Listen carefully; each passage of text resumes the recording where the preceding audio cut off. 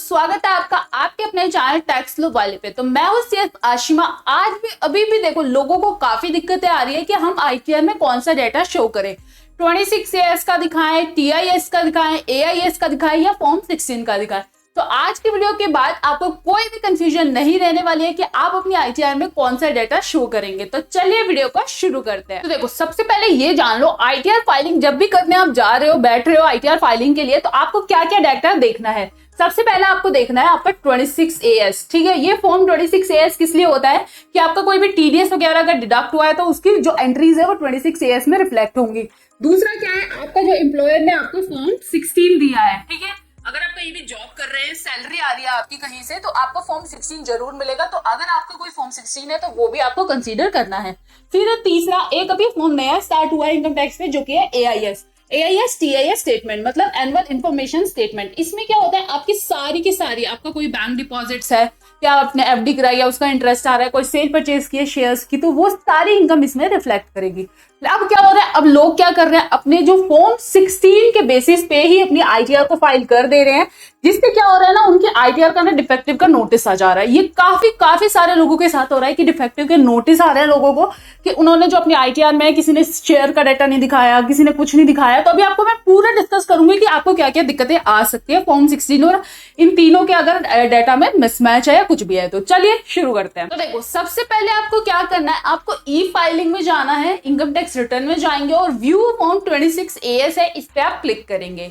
यहाँ से आपको क्या करना है, 26 एएस है अपना जो डाउनलोड कर लेना है। ठीक है, इसके लिए आपको क्या करना है, असेसमेंट ईयर यहाँ पे हम 24-25 सेलेक्ट करेंगे। ठीक है, उसके बाद है आपको व्यू एज HTML और व्यू डाउनलोड पे क्लिक करना है। अब हम चलते हैं नीचे। तो देखो यहाँ पे हमारी अपनी जो टीडीएस की डिटेल है वो ओपन हो गई है। एक हमारा जो टीडीएस आ रहा है 48,000 का आ रहा है, एक हमारा आ रहा है 26,000 का।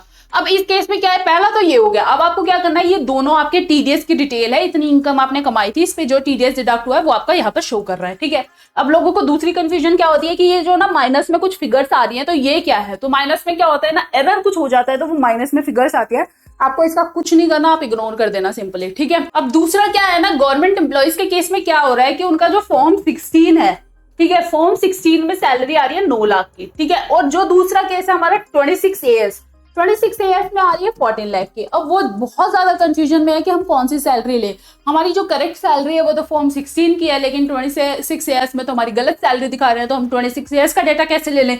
अब देखो ये काफी सारे गवर्नमेंट एम्प्लॉइज के केस में हो रहा है कि ये जो 26 एएस में दिखा रहा है ना 14 लाख का, ये उनका कोई प्रीवियस एरियर्स है। अब 26 एएस में तो वो शो करेगा एरियर, लेकिन आपके फॉर्म 16 में नहीं करेगा।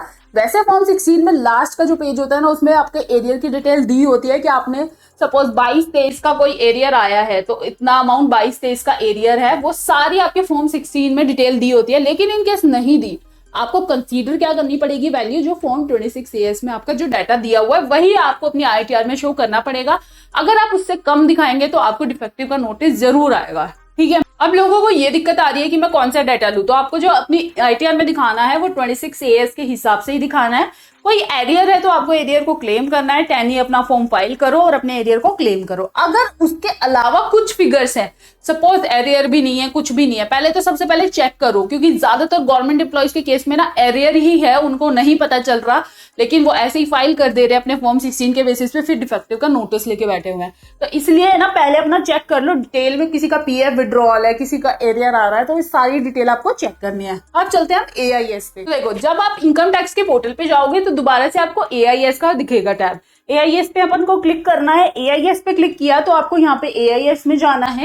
यहाँ पे दो तरह की स्टेटमेंट आपको दिखाई देती है, एक होता है हमारा एआईएस और एक होता है हमारा टीआईएस। ठीक है, ये है हमारा टीआईएस और ये है हमारा एआईएस। अब आपको क्या करना है, टीआईएस क्या है कि आपकी जो टैक्स पेयर की समरी होती है वो होती है एनुअल इन्फॉर्मेशन रिपोर्ट में आपको क्लिक करना है। तो जब आप अपने एआईएस में क्लिक करेंगे तो आपको दिखेगी डिटेल, जो टीडीएस की डिटेल आ रही है वो आपकी सही आ रही है एज इट इज। ठीक है, फिर एसएफटी में आपको कुछ डिविडेंड की इनकम दिखेगी। आपको क्या करना है, ये चेक कर लेना है डिविडेंड, जैसे आपको स्पेसिफिकली लिखा हुआ है कहाँ से इनको डिविडेंड रिसीव हुआ है। फिर डिविडेंड के बाद है आपकी इंटरेस्ट की इनकम। ठीक है, इंटरेस्ट की इनकम भी आपको चेक कर लेनी है। अब लोगों को दिक्कत क्या आ रही है, इंटरेस्ट यहाँ तक तो ठीक है, अब लेकिन इंटरेस्ट फ्रॉम डिपॉजिट में लोगों को दिक्कत आ रही है। दिक्कत क्या आ रही है कि जो इंटरेस्ट फ्रॉम डिपॉजिट्स है ना वो ज्यादा दिखाई दे रहा है, आपका जो एक्चुअल में रिसीव नहीं हुआ है। तो देखो ये ऐसा इसलिए हो रहा है कि हमारे ना दो टाइप के इंटरेस्ट होते हैं।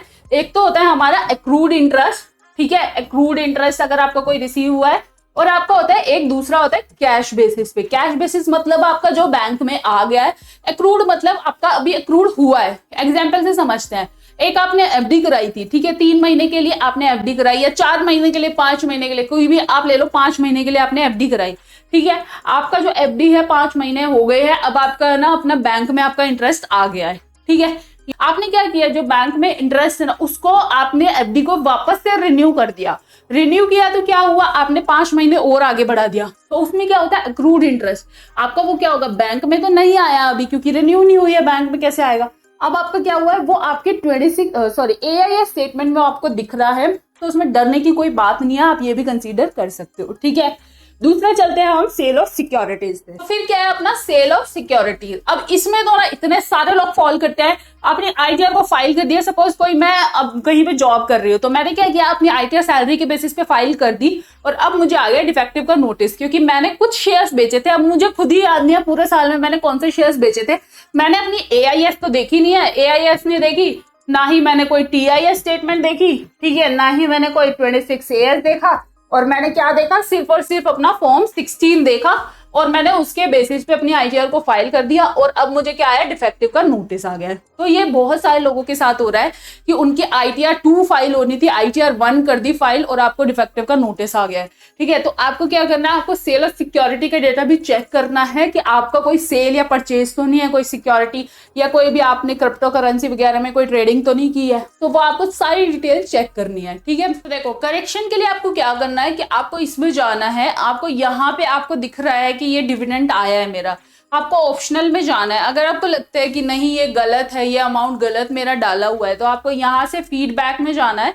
फीडबैक में आपको यहाँ से सेलेक्ट कर लेना है कि ये सही है, इंफॉर्मेशन नहीं है, टैक्सेबल नहीं है, या जो भी है आपकी अगर इंफॉर्मेशन इनकरेक्ट है या इंफॉर्मेशन डिनाई भी करनी है, तो आप यहाँ पे क्लिक कर सकते हैं, और जो भी सोर्स होगा वहां से आपको रिप्लाई आएगा। तो देखो 31 जुलाई तो आपकी लास्ट डेट है ITR फाइलिंग की। अब इस केस में अभी आपको क्या करना पड़ेगा, आप ना अभी क्या करो, अपनी ITR जो आपका एक्चुअल डेटा आ रहा है ना 26 AS में, और आपके AIS में जो भी डेटा आ रहा है ना, उसके हिसाब से आप अपनी ITR को फाइल कर दो, ठीक है। उसके बाद आप क्या करना, रिवाइज ITR फाइल कर देना। अगर आपको कोई डेटा अपडेट होता है, अगर आपका 26 AS अभी तक अपडेट नहीं है, तो आपको रिवाइज बाद में कर देना, क्योंकि अभी अगर कंप्लेन वगैरह के चक्कर में जाओगे तो आप अपनी ड्यू डेट पक्का मिस कर दोगे। और वैसे भी अभी ना old tax regime new tax regime का काफी चक्कर चल रहा है, तो इस वजह से ना अपनी ड्यू डेट से पहले ही अपनी ITR को फाइल कर दो।